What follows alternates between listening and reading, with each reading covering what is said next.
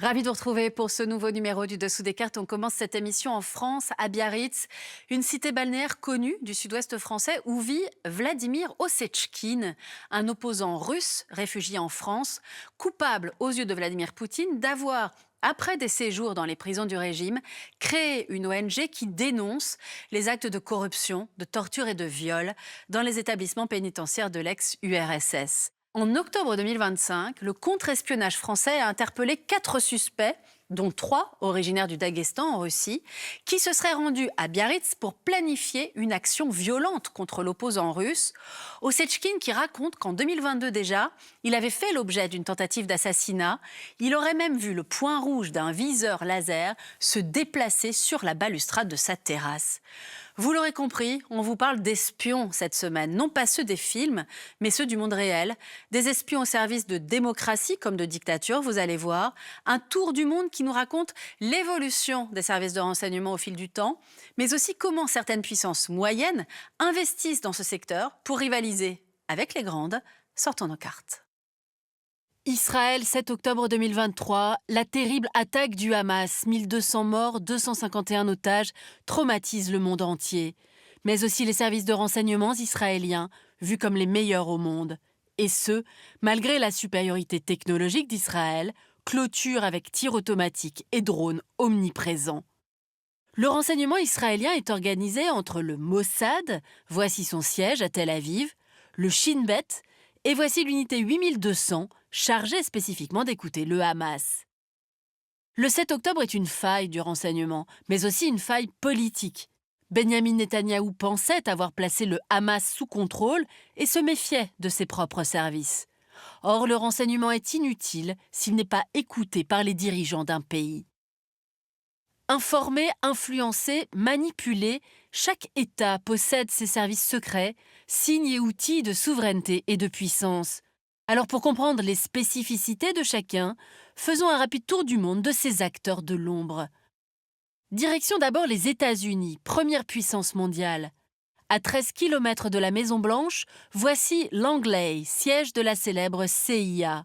Depuis 1947, la CIA est le bras armé de la politique étrangère américaine, mêlant UMINT, le renseignement humain, influence diplomatique et opérations clandestines. Non loin, voici la NSA, devenue depuis les attentats de 2001 le plus puissant service d'écoute et de cryptologie au monde, ce que l'on appelle le SIGINT. Omniprésente, la communauté du renseignement américain, 200 000 employés, compte 18 agences, dont le FBI, chargé du contre-espionnage. Budget officiel, 106 milliards de dollars. À présent, direction Moscou. Voici la célèbre Loubianka, siège du FSB, véritable État dans l'État. Ici se trouvait la Tchéka sous Lénine, le NKVD sous Staline, puis le KGB, où Vladimir Poutine a fait carrière. À la fin de l'URSS, le KGB disparaît et donne naissance au FSB pour le renseignement et la répression intérieure, y compris l'assassinat d'opposants. Voici le SVR pour l'espionnage, la désinformation et la guerre hybride. Enfin le GRU militaire, très actif en Ukraine. Effectif, plus de 213 000 agents, budget inconnu. Et je vous emmène maintenant à Pékin. Voici le ministère de la Sécurité d'État, non loin de la place Tiananmen. Le MSS est au service du Parti communiste et de l'espionnage extérieur, budget classifié entre 100 et 800 000 employés. La Chine applique une stratégie systématique d'infiltration et de vol des secrets industriels, aéronautique, télécommunications, intelligence artificielle. Alors qu'en est-il de la France? Voici le siège de la DGSE, Direction générale de la sécurité extérieure, au nord de Paris. Flouté par Google, mais pas par Yandex, son équivalent russe. La DGSE compte 7200 agents, avec une expertise particulière pour l'Afrique. Et voici maintenant la DGSI, à Levallois-Perret, 5500 membres en charge de l'antiterrorisme et du contre-espionnage. Cette dichotomie extérieur-intérieur se retrouve en Allemagne avec le BND et le Verfassungsschutz qui défend la constitution allemande. Enfin, le Royaume-Uni est célèbre pour son MI6, depuis les films de James Bond, voici son siège futuriste, le renseignement intérieur, MI5, non loin de Downing Street, et le JCHQ, qui surveille d'énormes flux d'informations et les échanges avec la NSA et les services canadiens, australiens et néo-zélandais au sein de l'alliance des Five Eyes. Alors, au-delà des grandes puissances, des puissances moyennes ont-elles aussi misé sur leurs services de renseignement pour soutenir leurs ambitions régionales? C'est le cas de la Turquie d'Erdogan. Voici le siège du mythe turc, surnom la forteresse. C'est d'ici qu'Ankara lutte contre le PKK kurde, aide les rebelles anti-Assad en Syrie ou encore traque les opposants d'Erdogan jusqu'en France et en Allemagne. Arrêtons-nous maintenant en Iran, à Téhéran, où les services iraniens forment et arment les milices chiites du Liban, de Syrie et d'Irak et trouvent des relais jusqu'en Afrique et en Amérique du Sud. Citons encore les services de renseignement des Émirats, très actifs au Yémen, en Libye ou au Soudan, ceux de Serbie, proches de Moscou et de Pékin, très présents dans les Balkans. Et enfin ceux de Cuba, d'Égypte, du Pakistan et de Corée du Nord, pour qui le renseignement est également vecteur de puissance. L'essor de ces services remonte à la guerre froide. Le monde est alors séparé en deux blocs qui orchestrent coups d'État et ingérence pour maintenir certains États dans leur sphère d'influence. Deux exemples. En 1968, c'est le KGB russe qui met fin au printemps de Prague avec ses alliés du pacte de Varsovie. Et au Chili, en 1973, la CIA soutient le coup d'État contre le socialiste Salvador Allende. 1991, c'est la fin de l'URSS, une période qui aurait pu reléguer les services de renseignement au second plan, mais l'émergence d'un monde multipolaire, instable et aux nombreuses sources de conflits, vous allez voir, va au contraire démultiplier les acteurs du renseignement, leurs missions et leurs outils. 11 septembre 2001, plus de 3000 morts. La lutte contre le terrorisme devient dès lors centrale pour les services de renseignement de nombreux pays.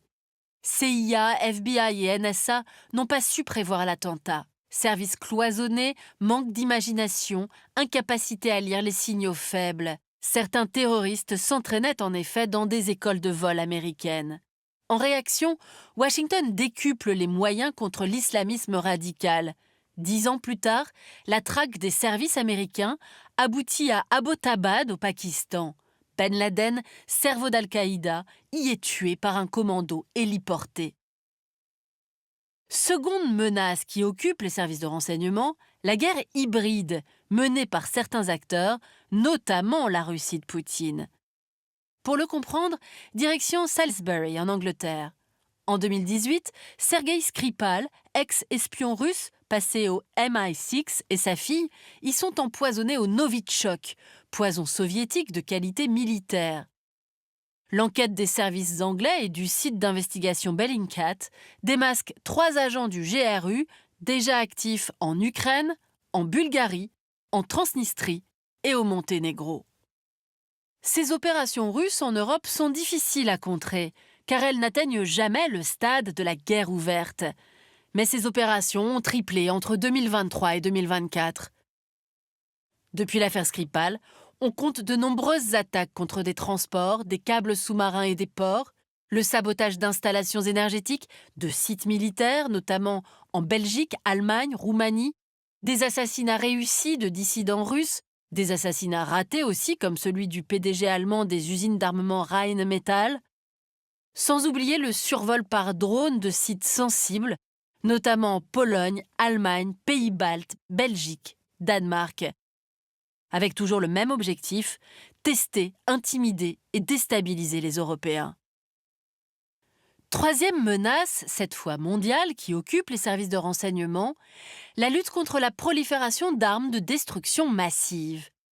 Exemple, le programme nucléaire iranien à Natanz. En 2010, les États-Unis et Israël parviennent à ralentir son enrichissement d'uranium grâce au virus Stuxnet qui sabote des milliers de centrifugeuses. Cette stratégie incitera Téhéran à négocier avec l'Occident en 2015.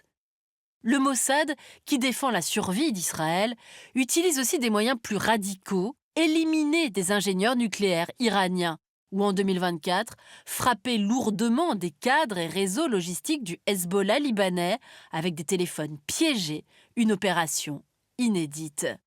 Enfin, il y a désormais la cyberguerre. Elle permet aux services de puissance moyenne de rivaliser avec les grandes. Pour le comprendre, direction Pyongyang, en Corée du Nord. Le bureau 121 nord-coréen a déclenché depuis 2014 des cyberattaques régulières qui paralysent médias, banques ou systèmes d'armes de la riche et très connectée Corée du Sud. Et en février 2025, le groupe Lazarus, autre unité nord-coréenne, déjà active dans 14 pays, a réussi à hacker la plateforme financière Bybit à Singapour, butin 1,5 milliard de dollars. Voilà pour ce tour du monde des espions. On l'aura compris, leurs missions et leurs moyens ont évolué avec le temps et les nouvelles technologies. Et les grandes puissances ne sont plus les seules à disposer de services de renseignement performants. Terminons avec une catégorie d'espions dont nous n'avons pas encore parlé, les transfuges ou agents doubles. Voici par exemple Oleg Gordievski, mort en mars 2025, après une vie bien remplie de hauts responsables du KGB qui s'était mis discrètement au service du Royaume britannique dans les années 1980, démasqué par les soviétiques en 1985 et décoré par la reine Elisabeth II en 2007, compagnon de l'ordre de Saint-Michel et de Saint-Georges, de quoi rendre un certain James Bond un brin jaloux. Un autre livre pour aller plus loin, celui de la journaliste Stéphanie Duncan, Espion, une histoire vraie, aux éditions Talendier. Ainsi s'achève ce nouveau numéro du Dessous des cartes. Rendez-vous bien sûr la semaine prochaine, même endroit, même heure. À bientôt.